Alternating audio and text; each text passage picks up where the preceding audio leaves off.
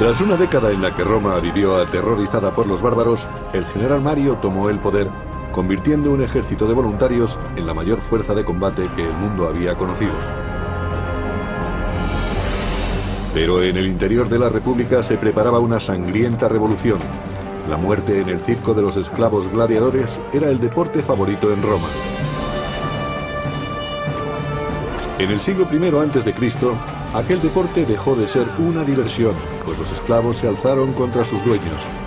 Según la historia, su dirigente más famoso fue Espartaco. El Imperio Romano, Espartaco. El poderoso ejército de Roma había servido para aumentar sus territorios, riquezas y esclavos.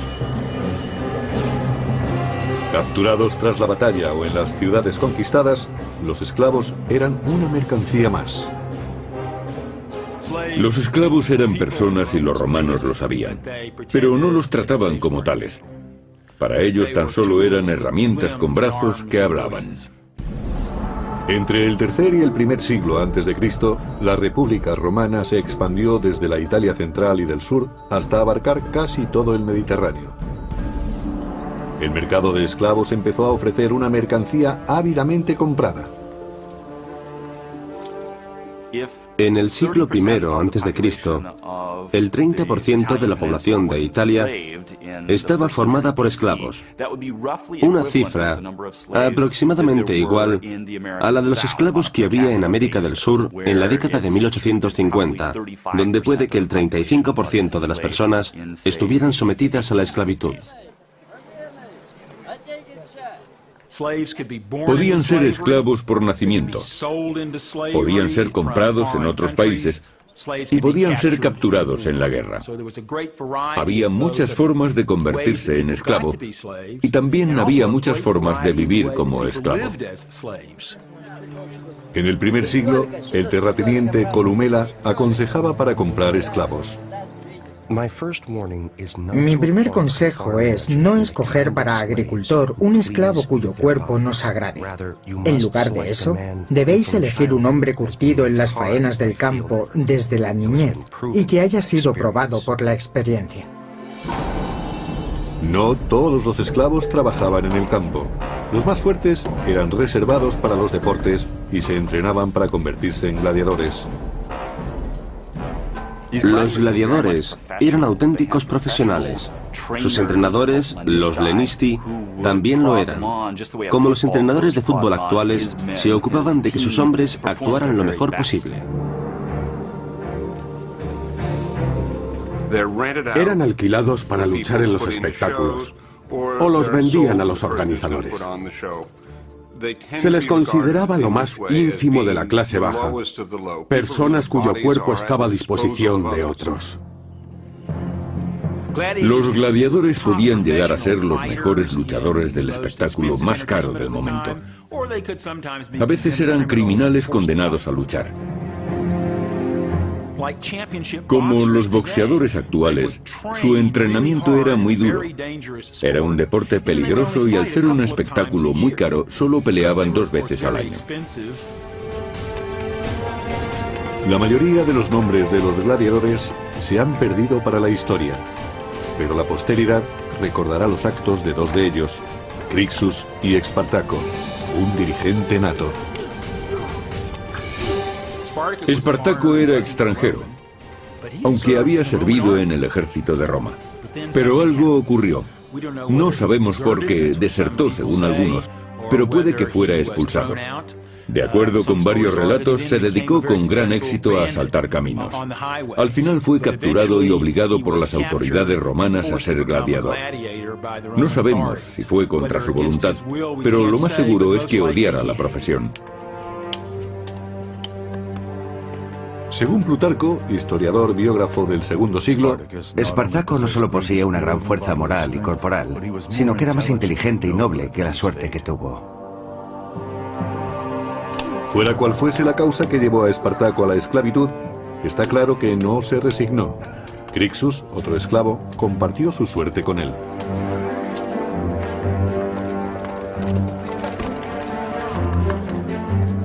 Pocos gladiadores vivían lo suficiente para retirarse. La mayoría tenían una muerte horrible y violenta, tanto en un circo de provincias o en un gran coliseo. En ocasiones el público elegía las armas para empezar el espectáculo. A la gente le encantaba ver seres humanos luchando a muerte. Era muy emocionante para ellos y disfrutaban al máximo del combate. A finales de la República, algunos gladiadores se convirtieron en héroes y consiguieron un cierto nivel social, algo de popularidad ante las masas, debido a su éxito en la lucha. Según se hacía el sorteo, los gladiadores sabían quiénes serían los primeros en morir.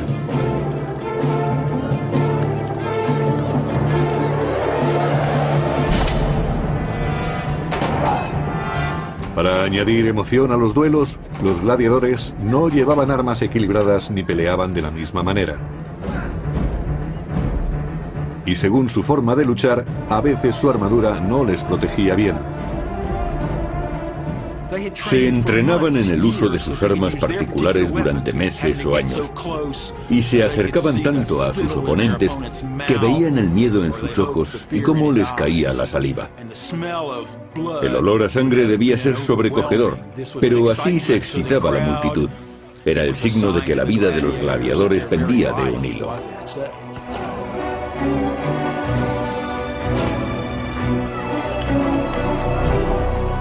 Parecía una terrible danza de la muerte para el placer de las masas.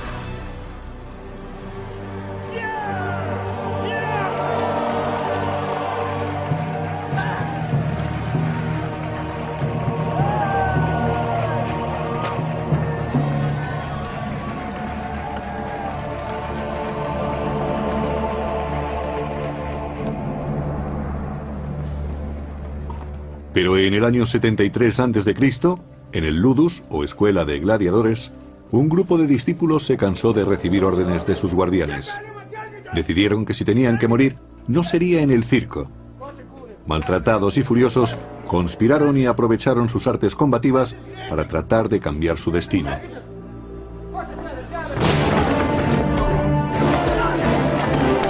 De acuerdo con el historiador Apio del segundo siglo, Espartaco, junto con un compañero, Crixus, urdió un plan.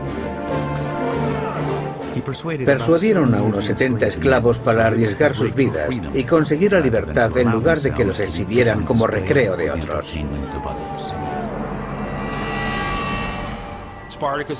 Espartaco se había convertido en un gran gladiador, pero llevaba la pesada carga de haber perdido la libertad. Tenía ansias de justicia y animó a sus compañeros gladiadores para que se rebelaran y así llegar a ser libres.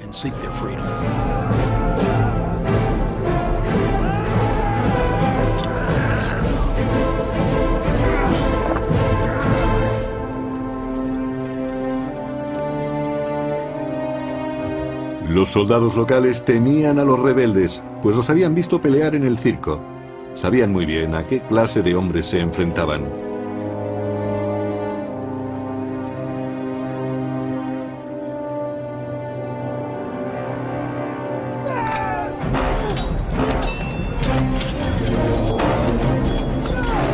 De acuerdo con el historiador Plutarco del segundo siglo, los gladiadores repelieron a los soldados que venían desde Capua y les quitaron sus armas, más adecuadas para el combate.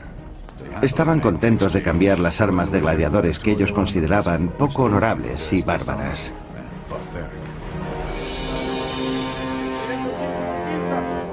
Como líder, Espartaco cambió la esclavitud por la guerra, dejando un reguero de cadáveres a su paso. Habiendo derrotado a los soldados locales, Espartaco partió de Capua con su ejército de esclavos hacia el monte Vesubio, donde buscó refugio y acampó.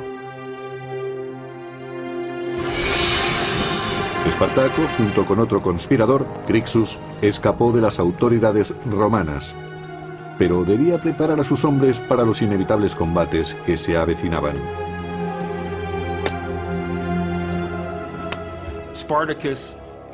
Espartaco poseía un gran atractivo e influencia personal que hacían que muchos quisieran escapar de la cárcel escuela de gladiadores para unirse a él.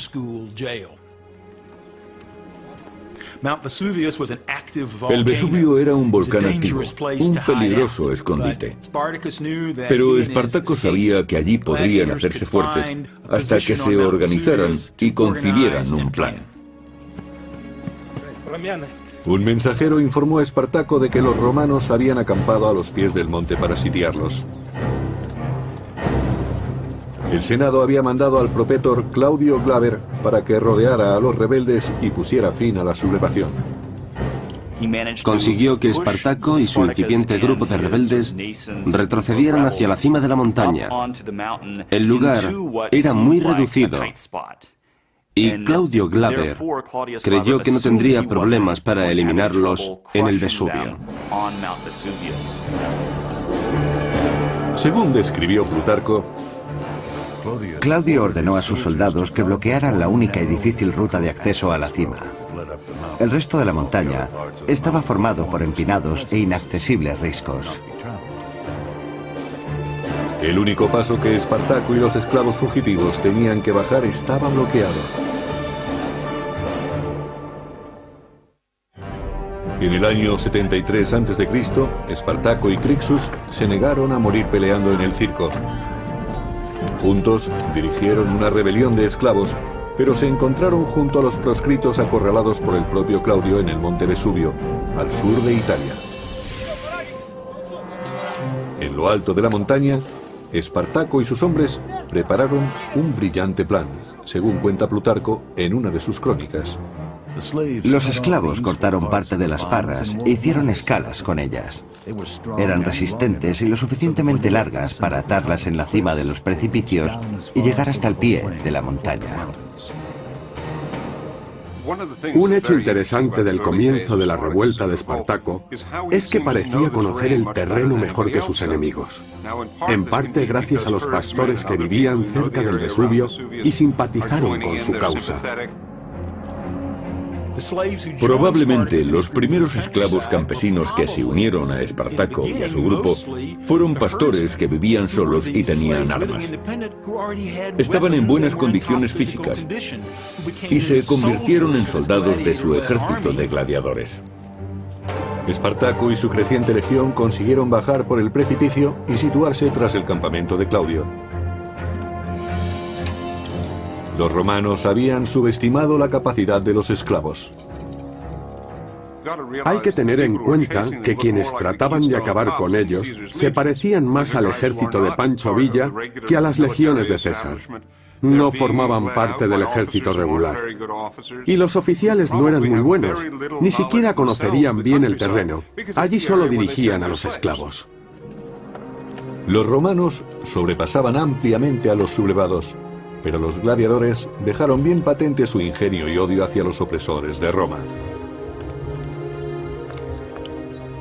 El golpe de gracia a aquellos miles de soldados romanos, con su jefe al frente, se lo asestó una pequeña banda de gladiadores que les atacaron por la retaguardia, después de haber descendido por un precipicio con unas escalas hechas de parra silvestre.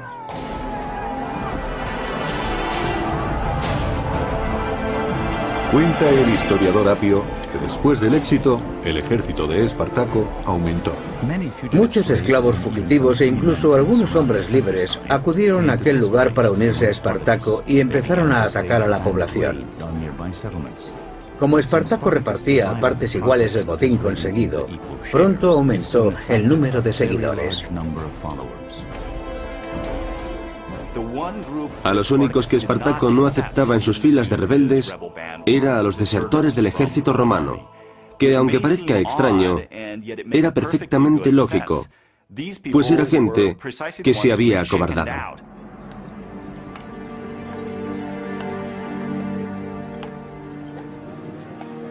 De acuerdo con Florus, autor del siglo II, la llegada diaria de nuevos reclutas los convirtió en un ejército regular.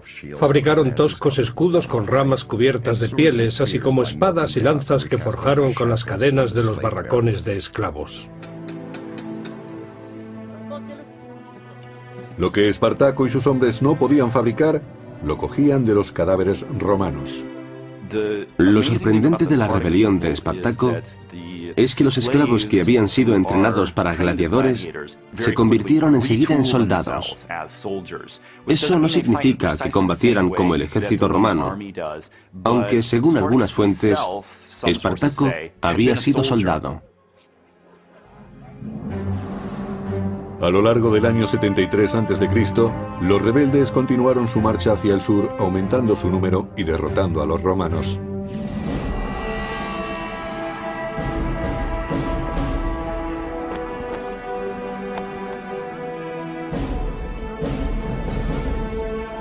El Senado recurrió a otro magistrado para detenerlos, el pretor Publio Varinio.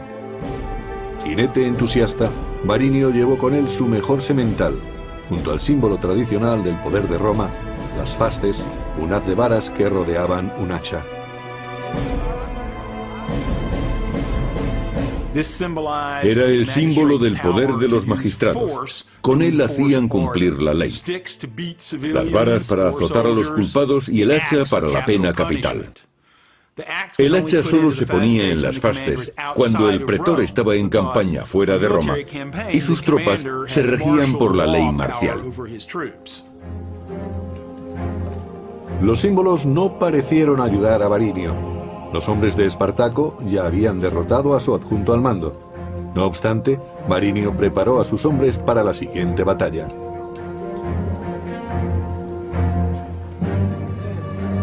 Espartaco, conocedor de la estrategia romana, iba un paso por delante, según cuenta el historiador Salustio. Para evitar un ataque sorpresa mientras asaltaban el campo, los rebeldes ponían cadáveres fuera del campamento. Así los romanos creían que había hombres montando guardia. Con estos señuelos era fácil atacar a los romanos, tomándolos completamente desprevenidos.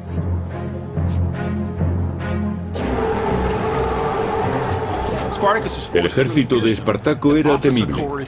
Lo formaban gladiadores magníficamente entrenados, con gran experiencia y sedientos de venganza. Los hombres querían libertad, pero también querían demostrar a sus dueños romanos que eran personas, no herramientas.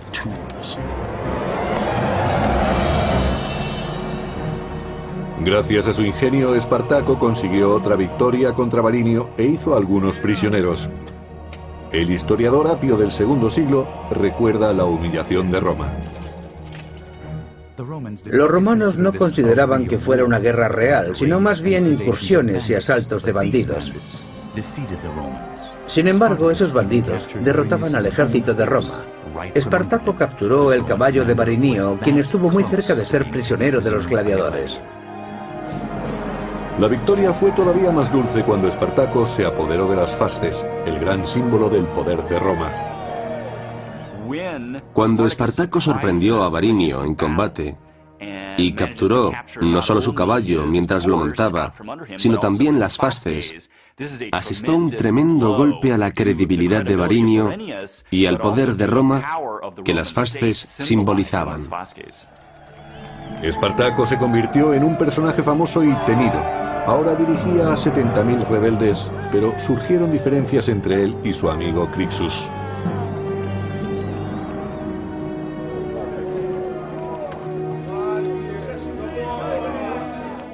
Espartaco estaba demostrando a los romanos que era tan bueno como ellos. Había luchado en el ejército de Roma, sabía lo que era la libertad y valoraba por igual la vida y la muerte de todos los hombres, ya fueran libres o esclavos. A Crixus le consumía su deseo de venganza y no mostró ninguna piedad con los soldados romanos capturados, según relata el historiador Orosio del siglo V. Organizaban luchas entre gladiadores con los prisioneros que habían capturado. Antes ellos habían sido el espectáculo y ahora eran los espectadores.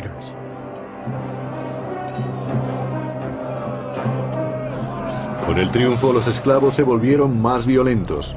Crixus los espoleaba mientras Espartaco pedía orden. Su cohesión empezó a flaquear.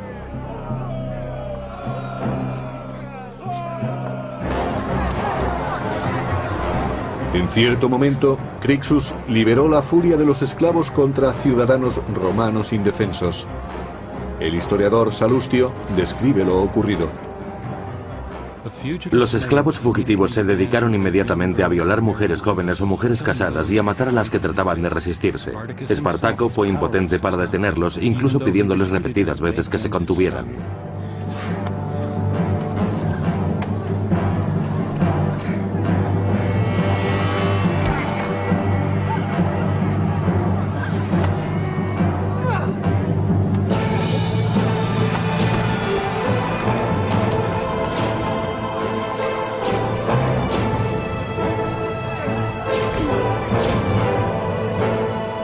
Los esclavos habían estado unidos contra Roma. Ahora empezaban a enfrentarse entre sí. Era el momento que los romanos estaban esperando. Sur de Italia, año 72 a.C. Espartaco y su ejército de rebeldes habían derrotado y humillado a los soldados romanos enviados a detenerlos. Pero su camarada Crixus quería imponer su autoridad. Se avecinaba un conflicto interno.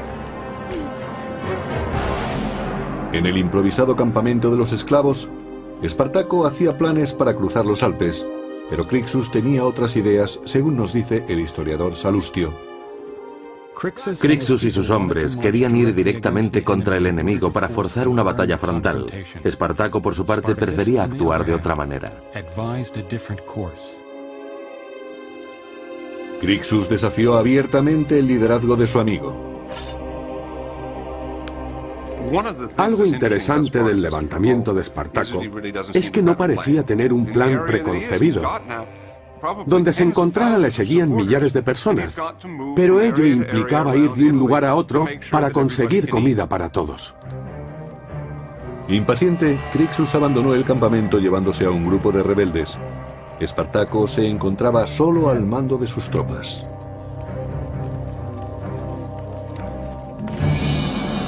Los dos hombres tomaron caminos distintos por Italia. Con el ejército de esclavos divididos, Roma esperaba asestarles un duro golpe. Los cónsules Lucio Gelio Publicola y Cneo Cornelio Lentulo se reunieron para preparar la estrategia. Los romanos entendían que los esclavos eran seres infrahumanos, pero al mismo tiempo reconocían que tenían un gran éxito luchando contra ellos. Resultaba una pesadilla que aquellos esclavos les derrotaran una y otra vez en el campo de batalla. Aquella desordenada revuelta se convertía en una auténtica guerra, lo que exigía un plan de batalla.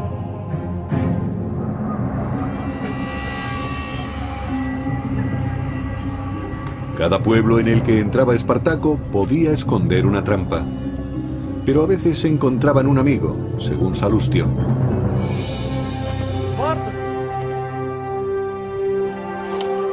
Muchos esclavos de los pueblos por donde pasaban eran sus aliados naturales y le ofrecían objetos que sus dueños habían escondido. A veces, ellos mismos sacaban a sus amos de los escondites. Esos nobles eran entregados a los sublevados para humillar todavía más a la aristocracia republicana. Los esclavos proporcionaban comida y armas a Espartaco y algunos se apuntaban a la causa. Pero Roma estaba tomando medidas urgentemente.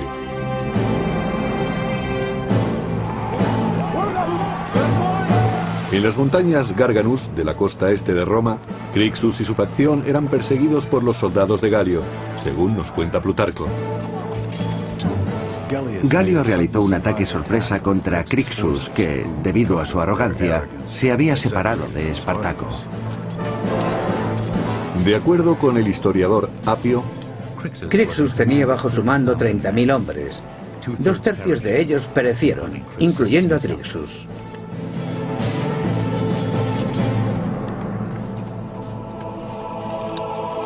el ejército romano consiguió su primera gran victoria contra los rebeldes, pero su líder seguía libre. Los romanos no querían perder tiempo, y después de la matanza se dispusieron a vencer a Espartaco. Organizando un movimiento en pinza, los pretores Galio y Lentulo acamparon a ambos lados del paso de montaña esperando caer sobre su presa. Pero su plan no bastaba contra un ejército de esclavos desesperados.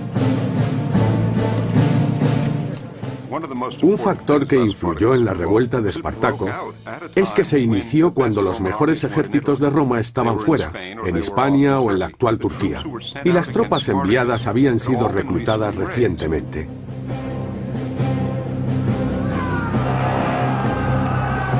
Según el historiador Apio, Espartaco atacó y derrotó una legión tras otra. Los romanos se vieron forzados a escapar con un gran desorden en el campo de batalla.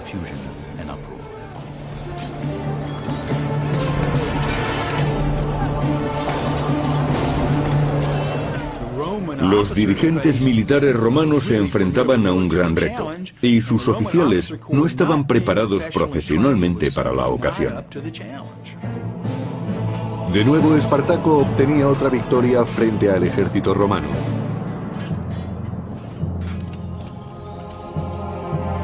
Pero no se conformó solo con el éxito. Espartaco quiso una sangrienta represalia por la muerte de Crixus y sacrificó 300 prisioneros romanos. Empezó a convertirse en un gran personaje completamente opuesto al sistema.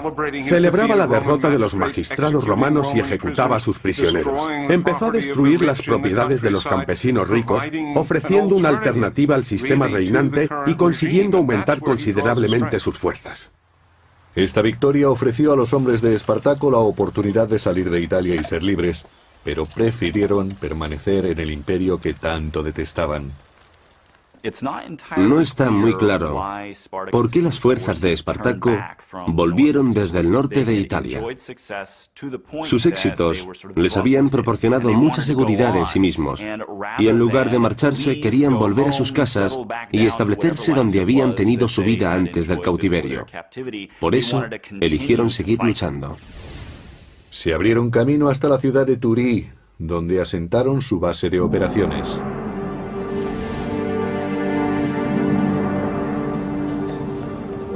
Al tercer año de la rebelión de los esclavos, Roma estaba desesperada. El Senado llamó a Marco Licinio Craso, un noble rico al que le gustaba la gloria tanto como el dinero.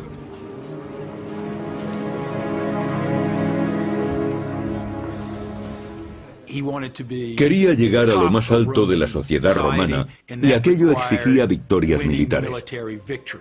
Por eso ansiaba derrotar a Espartaco. Creía que sería fácil, pues los esclavos, después de todo, no podían representar un grave peligro. Sin embargo, Craso no infravaloró a su enemigo. Partidario de una disciplina férrea, se tomó en serio su nombramiento para su gloria y por el bien de Roma.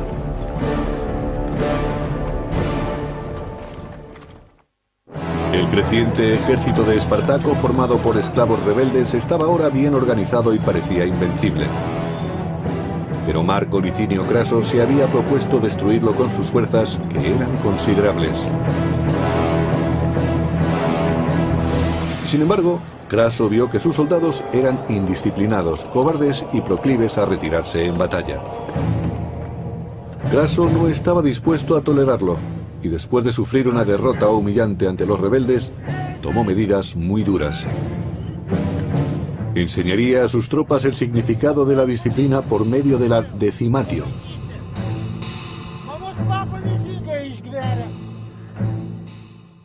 La decimatio era un terrible castigo por el que se elegía, al azar, 1 de cada 10 hombres. Puede que el elegido no hubiera huido o que siguiera luchando mientras escapaba el resto de la unidad. Pero si no había testigos, podía ser elegido como el 10º hombre.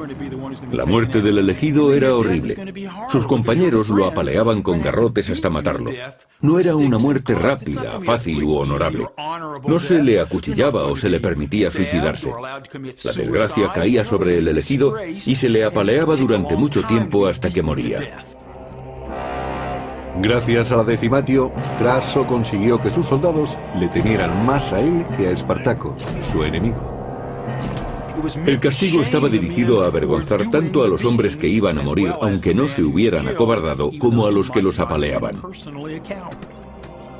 4000 hombres murieron de esa horrible manera en nombre de la disciplina, pero semejante brutalidad consiguió su objetivo. Craso venció a los rebeldes en su siguiente combate.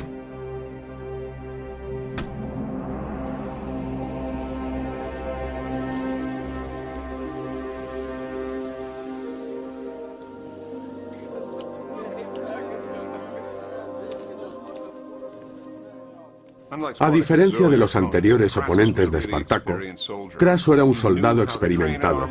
Sabía entrenar y desplegar un ejército. Tenía la experiencia necesaria.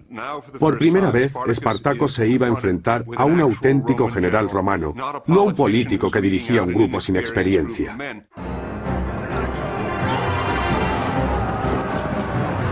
Se enfrentaron dos fuerzas, un ejército de romanos muy entrenado y capaz contra una banda de rebeldes desesperados y violentos. La balanza empezó a inclinarse contra Espartaco.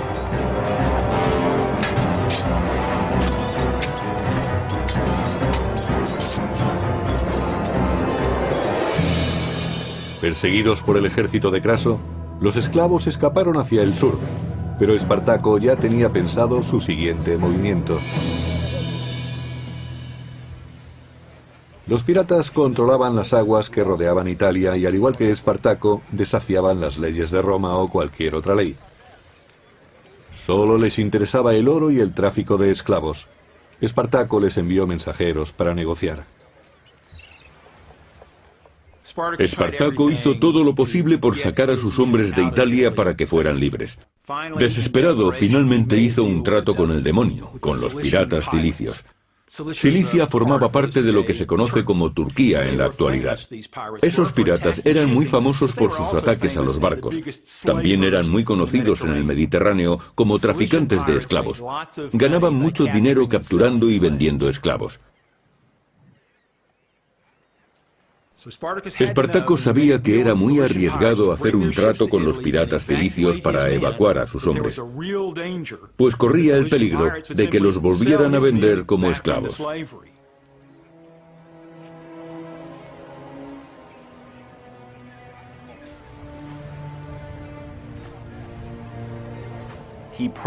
Probablemente tenía pensado llegar hasta Sicilia y ocupar la isla para establecerse en ella, formando un nuevo estado y así poder organizarse.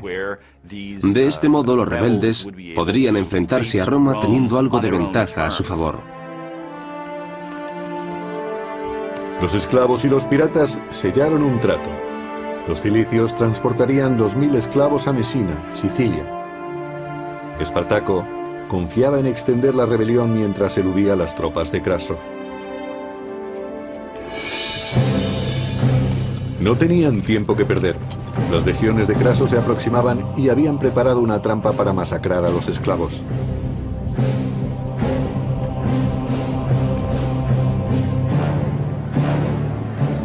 Espartaco y su ejército llegaron a la costa de Italia, pero los barcos no estaban allí. Los piratas los habían traicionado y los romanos estaban cada vez más cerca. Espartaco ahora tenía que combatir para escapar de Italia contra un ejército que había recuperado la disciplina gracias a Craso y que seguiría las tácticas que habían hecho que Roma tuviera ejércitos formidables.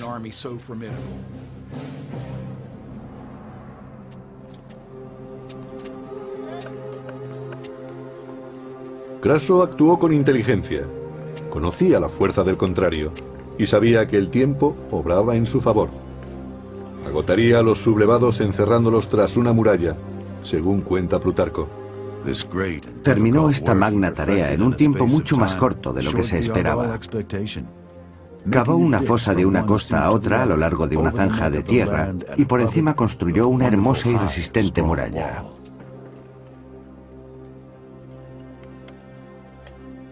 Craso era un auténtico general romano que, entre otras cosas, sabía cómo usar las fortificaciones de campo, y eso es lo que hizo contra Espartaco. La muralla era inmensa, tenía 55 kilómetros de longitud y 3 metros de alto, según Plutarco. Cuando los suministros empezaron a escasear y Espartaco quiso salir de la península, reparó en el obstáculo que presentaba la muralla. Espartaco se vio forzado a permanecer en tierra. Cada intento de ir al norte fue abortado por la muralla. Después de 3 años de libertad, los rebeldes habían sido enjaulados. Pero el Senado, que había mandado a Craso para poner un fin rápido a la rebelión, estaba cansado de esperar resultados, según el historiador Apio. Cuando los romanos se enteraron de las tácticas de Craso, opinaron que no merecía la pena que prolongara sus trabajos contra los gladiadores. Un mensajero llevó a Craso injuriosas noticias de Roma. El Senado había perdido su fe en él y confiaba ahora la misión a su gran rival. El general Pompeyo el Grande regresaba de Hispania convertido en héroe tras sofocar un levantamiento. Se le ordenó entonces aplastar una revuelta que duraba demasiado tiempo. Probablemente Pompeyo era uno de los mejores generales que tuvo Roma. Y como Craso, era muy ambicioso, aunque tenía mejor reputación militar. Sentía debilidad por lo teatral. Era su forma de darse a conocer en el mundo romano. Tenía un don para las relaciones públicas que otros políticos de su tiempo no tenían. Ahora se disponía a vencer a Espartaco y a arrebatarle la gloria a Craso. Pero no lo conseguiría si éste se le adelantaba. Eran 2 perros tras la misma liebre. Año 71 a.C. Abandonado por los piratas en el extremo sur de Italia, el ejército de Espartaco estaba sitiado por las tropas del general Craso. Y además acudía Pompeyo, una nueva amenaza para el honor de Craso y de la existencia de Espartaco. Pero Espartaco no se quedó inmóvil y trató de romper el cerco que Craso le había puesto. Apio nos cuenta en sus crónicas cómo trató de escapar. Organizó ataques rápidos contra sus sitiadores en puntos aislados, asestándoles golpes bruscos. Crucificó a un prisionero romano para demostrar a sus hombres lo que les ocurriría si no vencían. Cuando escapaban furtivamente, Espartaco y su ejército descubrieron que ahora el peligro era doble, pues además de Craso, también les perseguía Pompeyo.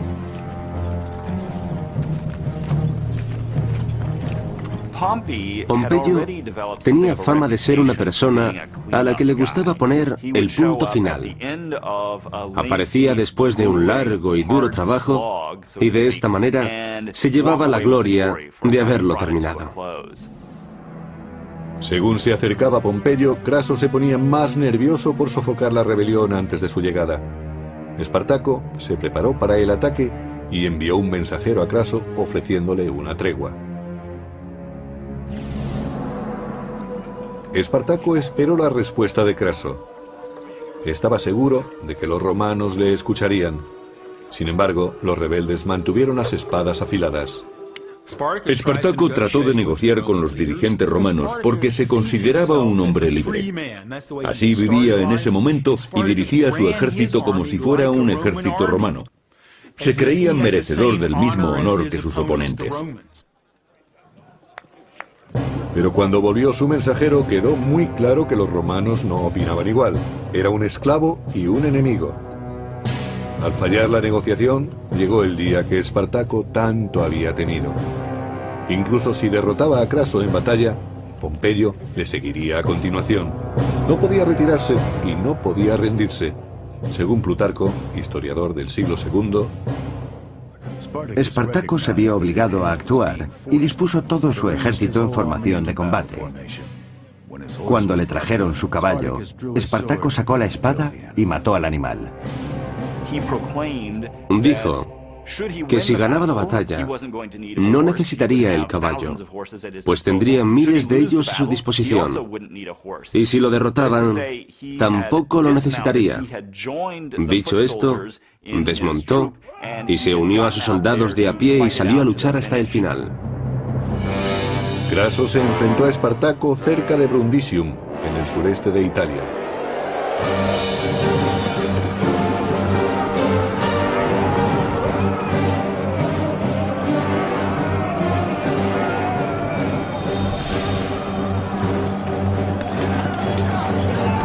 La batalla comenzó. 3 años de revueltas habían conducido a este enfrentamiento decisivo entre Craso y Espartaco. El mayor combate entre dos grandes ejércitos.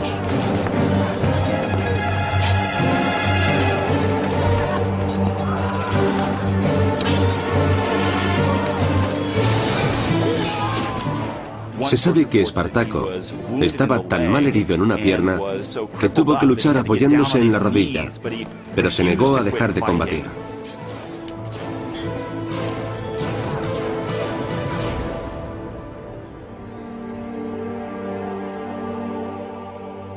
Según el historiador Apio, la matanza fue tan grande que no era posible contar los muertos. Nunca se encontró el cuerpo de Espartaco.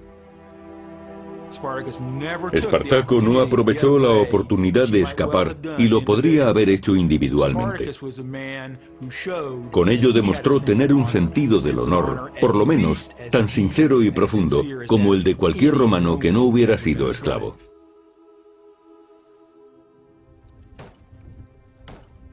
Craso persiguió a los supervivientes y mató a todos los que encontró excepto a 6.000, que capturó y crucificó a lo largo de la vía principal que conducía a Roma. Fueron crucificados con una separación de 10 a 12 metros a lo largo de 200 kilómetros. Podemos imaginar el olor y la visión tan terribles que tenían los que pasaban por aquel camino. Si eran romanos, el olor les habría parecido a esclavos muertos y estarían contentos de verlos, aunque fuera de esta forma tan espantosa. Pero para los esclavos era un mensaje muy claro. Esto es lo que os espera si os rebeláis contra el poder de Roma.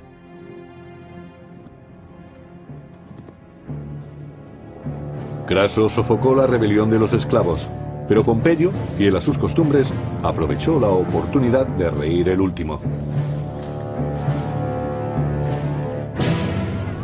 Pompeyo se las arregló para aparecer en el último momento y dar caza a unos 5.000 gladiadores que escaparon de aquel gran combate, y capturó o mató a los que quedaban. A continuación, según Plutarco, Pompeyo se aseguró de recibir los honores. Pompeyo escribió al Senado y dijo que Craso había derrotado en combate a los gladiadores, pero él había conseguido extinguir la guerra hasta su raíz. La carrera de Pompeyo es muy interesante. De hecho, una vez fue acusado de ser un oportunista por aprovecharse de los méritos de otros. Los romanos se apresuraron en dejar atrás aquella terrible rebelión de esclavos. Pompeyo recibió el más alto honor de Roma por su trabajo en Hispania. Craso recibió una mera mención de honor por sus esfuerzos contra esclavos comunes que habían aterrorizado a Roma.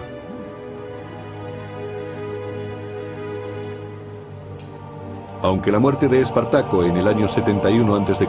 marcó el final de las rebeliones, la esclavitud siguió impulsando la economía del naciente imperio. Pero los romanos no olvidaron lo aprendido durante el levantamiento. Espartaco fue para los romanos un personaje a temer.